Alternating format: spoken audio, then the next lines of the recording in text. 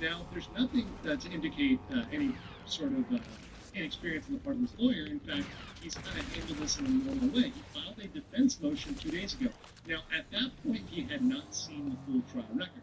Now, that's not to say that's abnormal. I had some time speaking today with somebody who has experience in the Korean system, a lawyer who has experience in the Korean system, and they let me know it's very normal, in fact, to file just a defense motion right away when you come on a case. And that motion might say, hey, we just got on this case and I really don't know what's going on. And that's actually pretty normal in terms of a motion. They can always file supplementary motions, additional motions in the future. And I think we're very likely to see future defense filings before the next trial in August. So nothing really super abnormal about that. And once again, this is all based on speculation, based on really hearsay that I'm hearing from people in the courtroom about this defense motion. We don't know what's in it yet.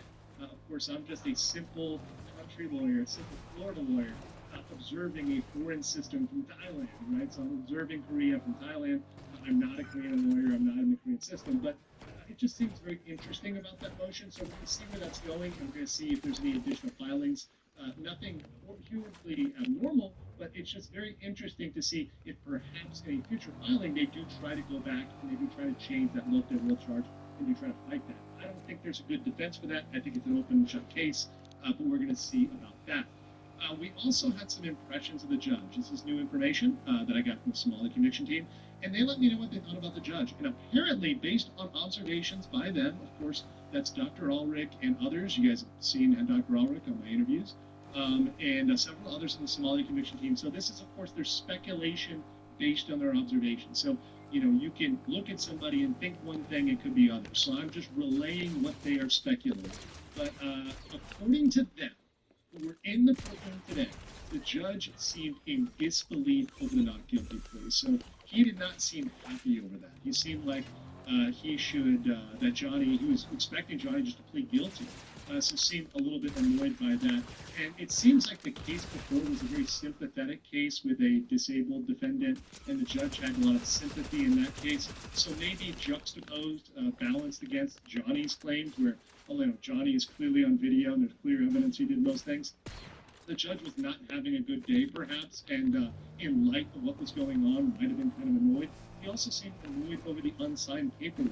The filing that was made by the lawyer was unsigned. He seemed annoyed over that. Now, that's a minor procedural mistake. It's not going to mess anything up in the case. He just seemed like he was pretty annoyed today.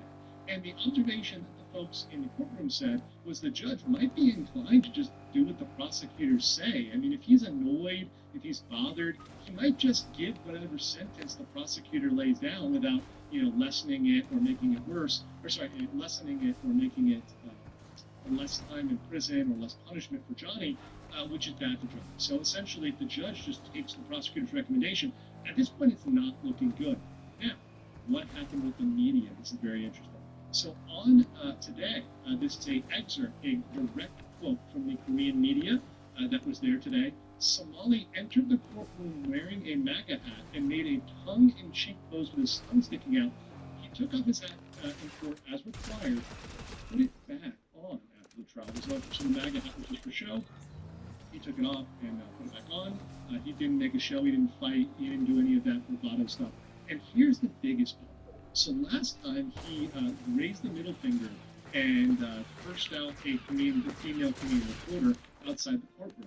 However, this time, compared to last time, where he was full of machismo, he was cocky, he was confident, he looked broken, he looked confused, and he remained completely silent when he was asked the exact same question as last time. Last time he said, do you think Korea is a vassal state of the United States?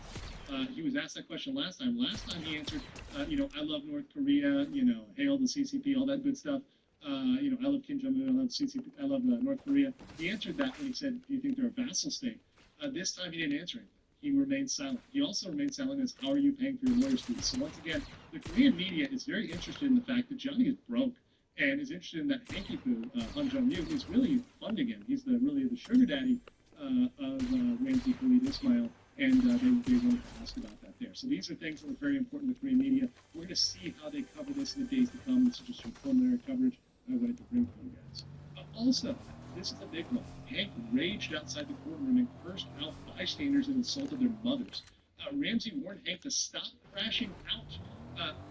Let's find a way to do big things. At BNZ, we are where you are, with a network of small business partners.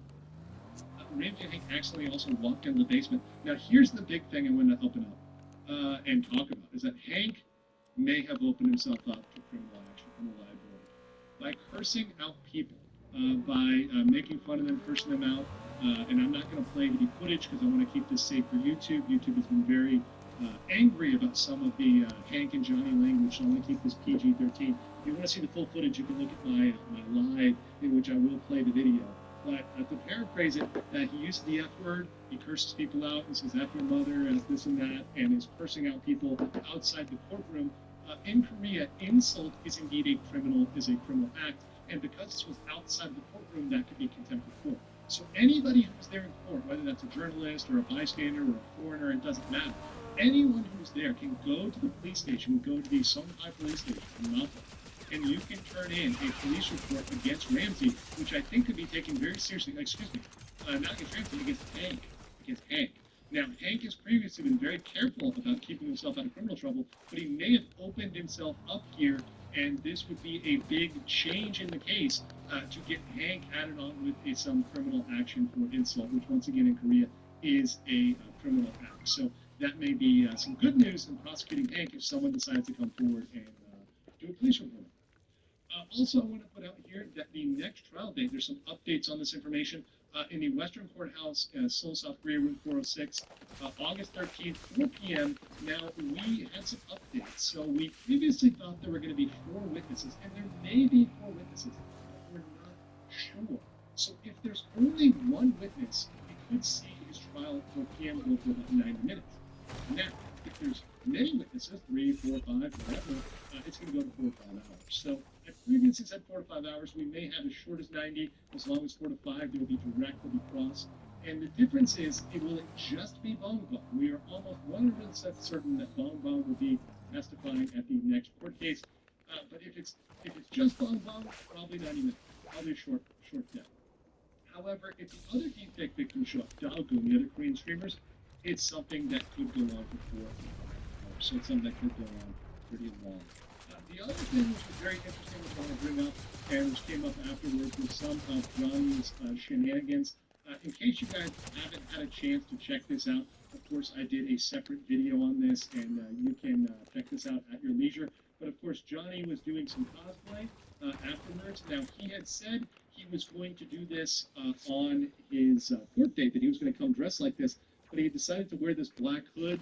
It has come out that he is clearly trying to look like Kanye West in his kind of get up here. He was, you can see him here with Hank, who's acting as his Instagram boyfriend, recording him and making some video there. Now I cannot play Johnny's video. Johnny did put out his video on this because it contains extreme racism. It contains hateful remarks towards various races. But this was his court gimmick, which absolutely 100% failed because he was trying to pretend that this is something he was going to do at court, but indeed he did not do this at court. This did not happen at all. And this is something that just looked embarrassing. It was really 2 men alone on a roof doing cosplay, which is absolutely ridiculous. We will have more updates for you as we go. The biggest one of which is how the Lotte world charges may result in action even in the United States, which could end Ramsey forever. We'll get to that on a future stream. Make sure to like this video. Are you guys enjoying the stream today?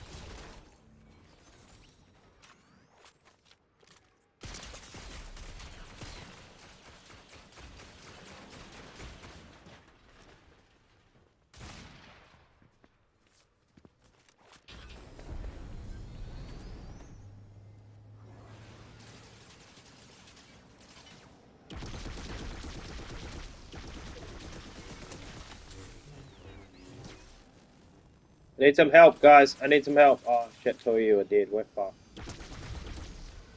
Oh, no, I killed him.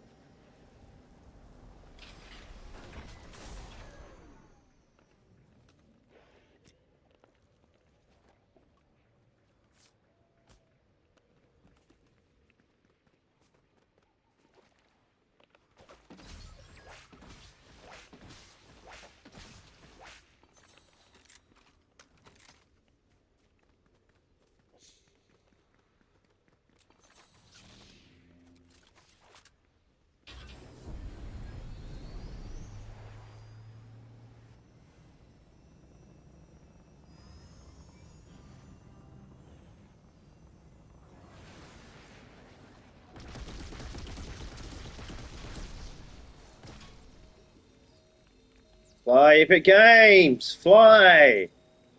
So fucking annoying, bro.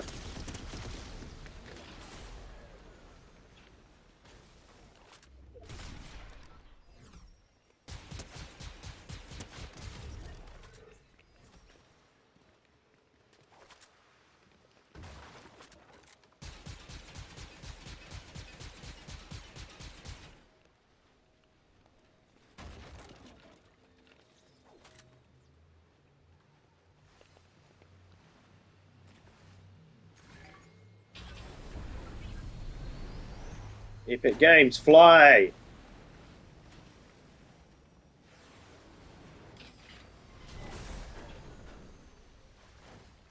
I'm rebooting you, don't leave.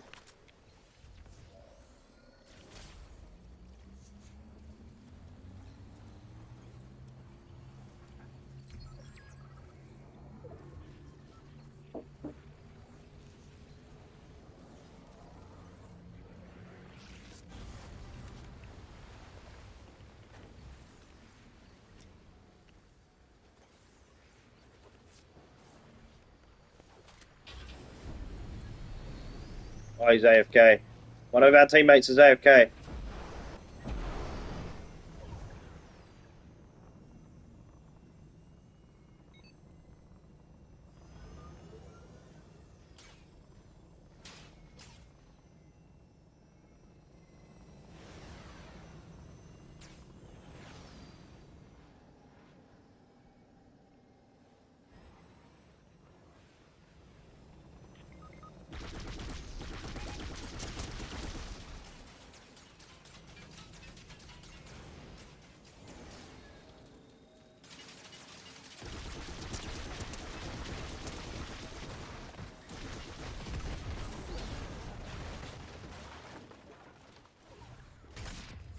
GG, we won. Holy shit.